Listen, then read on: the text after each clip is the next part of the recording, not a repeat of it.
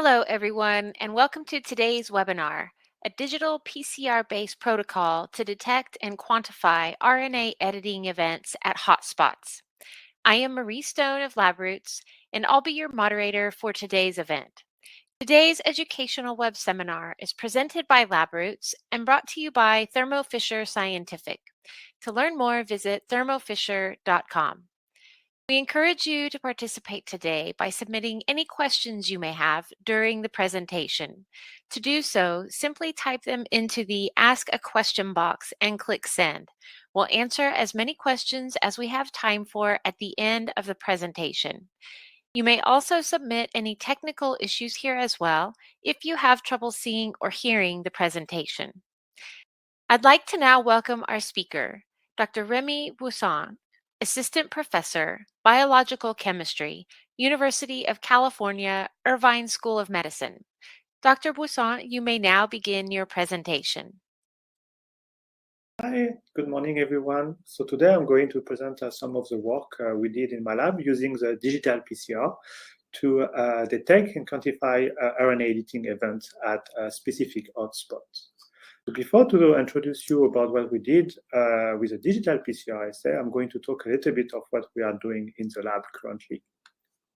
So my lab is interested in this family of protein called ApoBec. These proteins are enzymes that promote the deamination of cytosine to uracil on RNA or DNA. And the main function of this enzyme is to protect our cells against a viral infection. It's part of our innate immune system. So basically, when you have a virus that penetrates in our cells, the cells start to express ApoBec proteins. And now this ApoBec protein is going to target the RNA or DNA genome from this virus to promote mutation and to block the replication of this virus. However, in many cancer cells deregulate the expression of ApoBec proteins, especially ApoBec3A and ApoBec3B, leads to an overexpression of ApoBec3A and ApoBec3B in cancer cells. And this overexpression of ApoBec3A and ApoBec3B now going to lead to an accumulation of mutation in the genome of these cancer cells. And this mutation going to promote cancer progression, drug resistance, and metastasis. So in my lab, we're interested to understand how these ApoBec proteins, ApoBec3A and ApoBec3B, induce mutation in cancer and what are the consequences for the cancer cells to accumulate this mutation induced by ApoBec3A or ApoBec3B. So how it works, to quickly summarize, ApoBec3A only targets single-strand DNA. This single-strand DNA can be formed during DNA replication, transcription, or many different DNA repair processes. And ApoBec3A going to target a cytosine, only cytosine that have a T before the C. It's very important to have a thymidine before the C in order to promote the deamination of the cytosine to uracil. Then the uracil is going to be removed by UNG2, a uracil DNA glycosylase, to create an abasic site.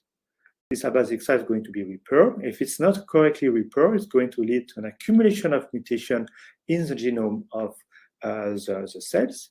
And this mutation can be detected by sequencing, and usually they are C2G or C2T mutation. So ApoBec3A and ApoBec3B are often overexpressed in cancer. For this reason, we try to develop strategy to specifically target cancer cells that express ApoBec3A and ApoBec3B, and to try to specifically kill these cancer cells with different drug treatments. And to make a long story short, what we identified that treating the cell with ATR inhibitors can sensitize the cells that express ApoBec3A.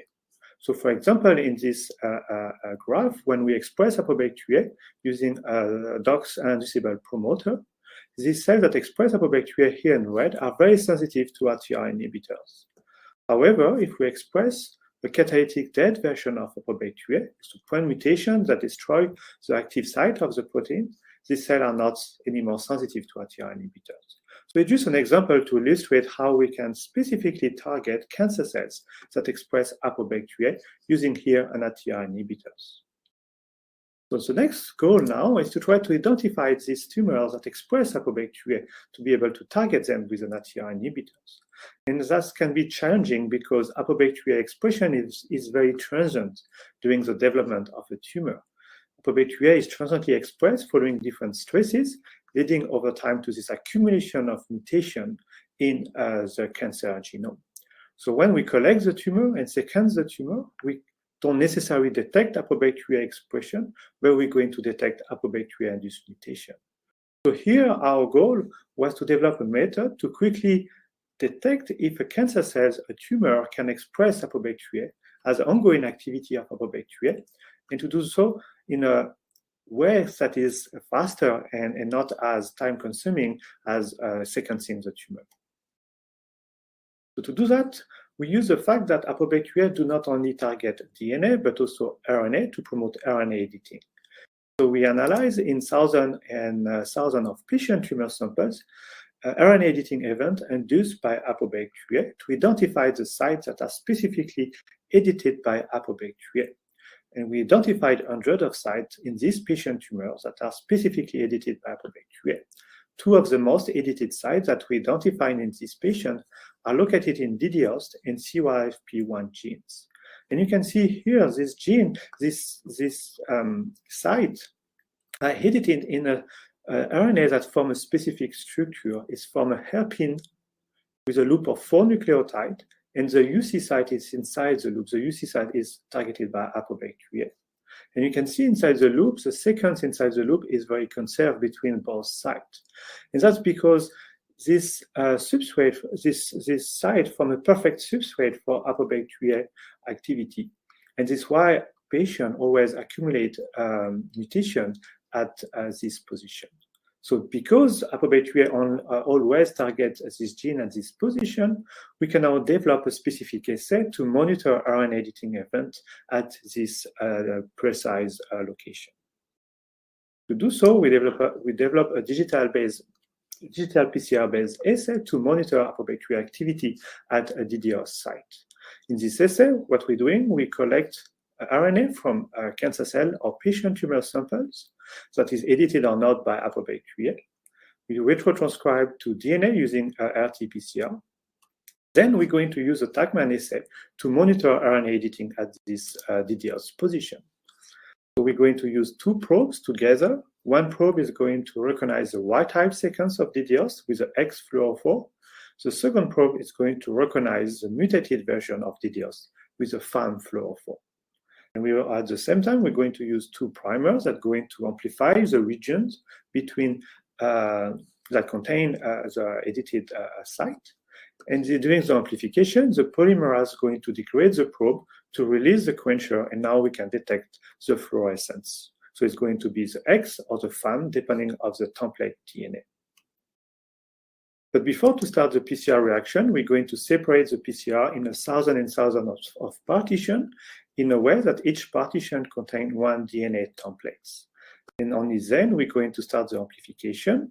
So depending on the template present inside the partition, we're going to have amplification of the wild-type sequence or the mutated sequence using the probes that recognize the wild-type sequence or the mutated sequence. And so we're going to have 2 different fluorophores depending on the template DNA present in the partition. So at the end, we just analyze the ratio between both fluorophores to determine the percentage of RNA editing. So the plate looks like this one, where we have 16 samples inside the plates, and each samples contain a microarray array, and this microchamber array contains 20,000 microchamber, where the DNA template going to be 1 DNA template going to be present in each microchamber. So before to use our samples, we wanted to optimize our PCR reaction. To do so, we use a synthetic oligonucleotide that mimic DDoS sequence, the wild-type sequence of DDoS, or the mutated sequence of DDoS. And so when we use the wild-type sequence of DDoS, we can see the amplification using the wild-type probe only, but not the mutated probe. When we use the synthetic oligonucleotides with the mutant on it, we can only see the amplification of the mutated DDoS using the probes that recognize the edited version of DDoS. When we incubate both probes together, DNA template together, we can see the amplification using both probes, suggesting that this assay is very specific. And even we have only 1 nucleotide difference between the 2 probes, each probe can recognize specifically the wild type or the mutated sequence of DDoS. So now we validate our PCR assay. We can apply to our samples that express ApoB3A. So we collect RNA from U2 cells that express ApoB3A, and we run our digital PCR assay, and we can detect the amplification of wild-type DDost and mutated DDost. And it's very specific because now if we express a catalytic dead version of ApoB3A, we only see the amplification of the wild-type DDost and not the mutated DDost. So here's the quantification, and again, you can see that we can detect RNA editing event only when ApoB3A wild type is expressed, but not the catalytic dead version. So it's a very specific assay to monitor ongoing activity of ApoB3A in samples. In parallel, we performed the same assay in another type of platform. In this platform, we, instead of separate the PCR reaction in a defined macro chamber, we separate the PCR reaction in different droplets. But after that is the same principle. Each droplet going to contain different template DNA. And after the amplification, we calculate the ratio of fluorescence between the different droplets to establish a percentage of RNA editing in the samples. When we compare the two methods, we observe exactly the same results. Both methods give us the same percentage of RNA editing events in our samples. So we can use both methods to detect ongoing activity of ApoB3A. So now I'm going to show you an example of how we study RNA editing activity induced by ApoB3A using one or the other method, because both give us the same results. So the first question we ask is, can we apply our digital PCR method to monitor endogenous level of ApoB3A in cancer cells? And it was very challenging until now to detect endogenous activity of ApoB3A because the expression level of ApoB3A is extremely low in cancer cells. And so until now, we were not able to monitor directly endogenous level of ApoB3A in cancer. So to know if our digital PCR assay was able to do it, we select a panel of cancer cell lines that express different levels of ApoB3A or ApoB3B. We wanted to compare to ApoB3B because ApoB3B is expressed about 100 times at higher levels than ApoB3A, and we wanted to make sure that our digital PCR assay can differentiate the activity of ApoB3A versus ApoB3B. So we run our digital PCR assay, and we were able to detect RNA editing activity only in the two cell lines that express ApoB3A, but not in the cell lines that express ApoB3B. To confirm this result, we use also RNA editing. We measure RNA editing activity in a different target, CYFP1, and again, we were able to detect RNA editing activity only in the two cell lines that express ApoB3A. So this result suggests that this digital PCR assay is very specific to ApoB3A activity and can only detect ApoB3A activity. And it's also very sensitive because now we can directly monitor endogenous level of ApoB3A. Then we ask, is this method is better than other methods used to study ApoB3A, such like qPCR, that is a current method used by people in the field to monitor ApoB3A in cancer. To do so, we treat the cell with a gemcitabine and interferon alpha to induce ApoB3A expression in these cells. And you can see by qPCR, we have a strong induction of the mRNA level of ApoB3A after treatment with gemcitabine and interferon alpha. And we observe also this increase of activity when we look at digital PCR assay. And also at the protein level by Western blot, we can see the increase of protein level of ApoB3A after treatment with gemcitabine and interferon alpha. So we then release the cell in fresh media that do not contain any more gemcitabine and interferon alpha. And quickly after the release in fresh media, the expression level at mRNA level decreased almost to the basal level. Surprisingly, by digital PCR, we were not able to detect this decrease of ApoB3A activity after the release in the fresh media. And we also confirmed that at the protein level, by Western blot, ApoB3A stay high in the cells even 72 hours after a release in fresh media. because ApoB3A is a very stable protein. So even it's not, the mRNA is not present anymore, the protein stay in the cell for a very long time. So it's an example how using the digital PCR assay is a better method to monitor ongoing activity of ApoB3A, because the mRNA level do not reflect necessarily the state of the cells at this time. And ApoB3A can be present, but not at the mRNA level. And so using digital PCR assay, in this case, is more accurate than using qPCR. We also compare different cell lines. We compare BCRC cells and PC9. BCRC cells is a head and neck cancer cell line with a high basal level of ApoB3A expression. And PC9 is a lung cancer cell line that express a very low basal level of ApoB3A. So when we treat the cell with gemcitabine and interferon alpha, we observe a very strong induction of ApoB3A expression in BCRC cells, but a very slight induction in PC9 cells that is barely detectable. By Western blot, we were not able to detect at all ApoB3A at the protein level in PC9 cells. However, by digital PCR, we were able to detect a strong induction of ApoB3A activity after treatment in PC9 cells. So again, this result suggests that digital PCR is more sensitive here to detect ongoing activity of ApoB3A in a cancer cell line that express a very low level of ApoB3A, something that we were not able to do by Western blot. Finally, we were interested to know if we can apply directly this digital PCR method to detect ongoing activity of ApoB3A in patient tumor samples.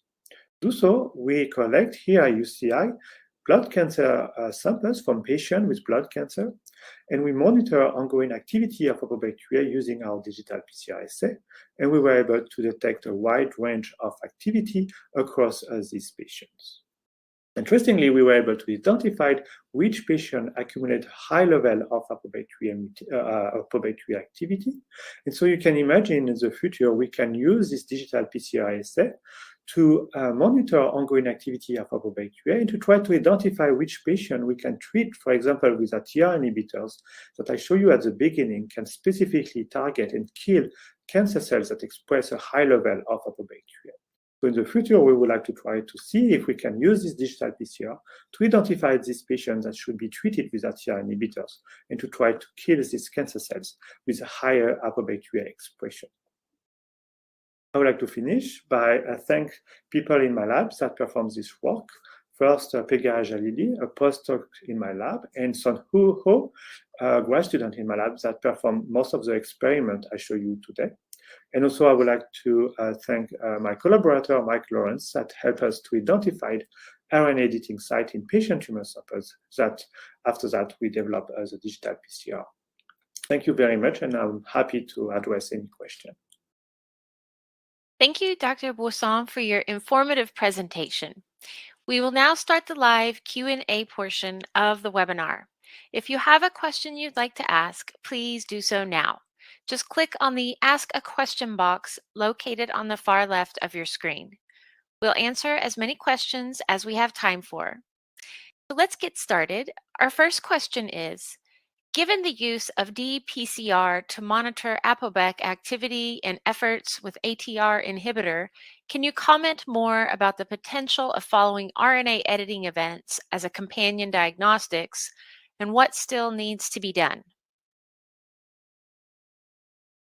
So that's really the goal of this essay, is to be able to see how we can easily, using in clinic by collecting when we collect tumor samples, and to very quickly address if this tumor express or not ApoB3A. Until now, the only way we had is to sequence the tumor and look at ApoB3A mutation or ApoB3A expression at mRNA level. However, the main challenge by sequencing is can take a few days or weeks to get the results. And so for the patient, it's not ideal if you want to get treated with an ATR inhibitors, for example. And so what is the goal of this digital PCR is to be able to quickly address if the tumor expresses apobacteria in a few hours. And so currently we can give a result in less than 5 hours. And so it will be very useful in clinic if we want to use as a diagnostic tool to establish a treatment for the patient. All right, thank you. Next question. Some measurements were done with qPCR and some with dPCR. Would you mind sharing your thoughts on how you chose which technique to use? So we first used qPCR because it was easier to develop primers. But what we quickly realized is in certain situations, qPCR do not correlate necessarily with digital PCR. And it's like an example I show you where sometimes the protein is still present in the cells where the mRNA is not. So really looking at digital PCR is really looking directly at the protein level.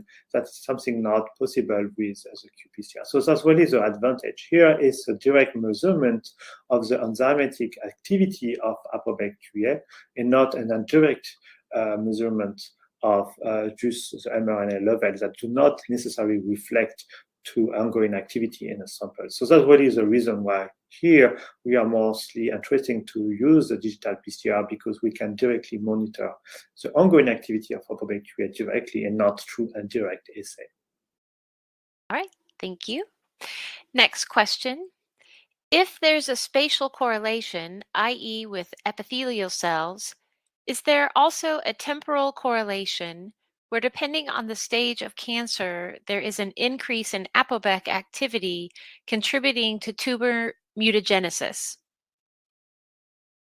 So it's still not clear when and where the apobacteria is expressed in cancer. We know that certain cancer express a lot of apobacteria and have accumulate a lot of apobacteria mutation, but in other cancer cells do not accumulate apobacteria mutation. So it's still not clear why certain type of tumor express apobacteria and why other ones do not.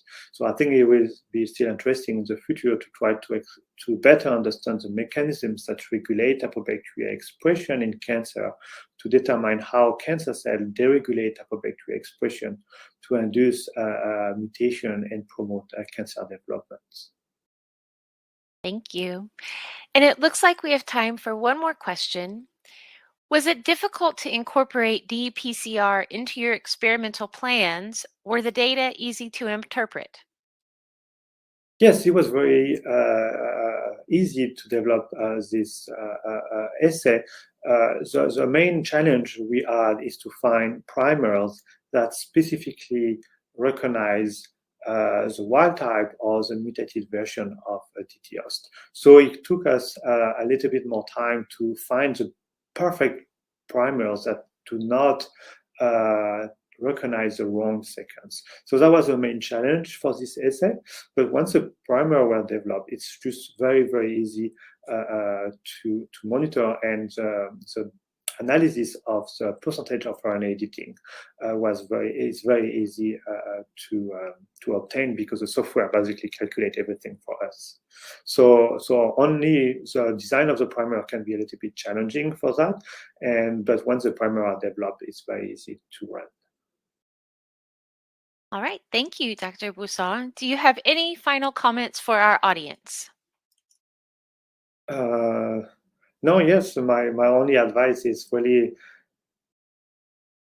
like the design of the primer when you want to develop a digital PCR assay for X reasons is take a lot of time to think about how the primer and test different primers with synthetic oligonucleotide to make sure of the specificity of the primer. So I think that's the main challenge using digital PCR is it takes a little bit more time versus a qPCR to develop the primers, but once the primer are developed, it's just a very easy method to apply. Thank you again, Dr. Buisson, for your time today and your important research. Thank you We very would much. And we would also like to thank LabRoots and our sponsor, Thermo Fisher Scientific, for underwriting today's educational webcast. Before we go, I'd like to thank the audience for joining us today and for their interesting questions. Questions we did not have time for today and those submitted during the on-demand period will be addressed by the speaker via the contact information you provided at the time of registration. This webcast can be viewed on demand. LabRoots will alert you via email when it's available for replay. We encourage you to share that email with your colleagues who may have missed today's live event. Until next time, goodbye.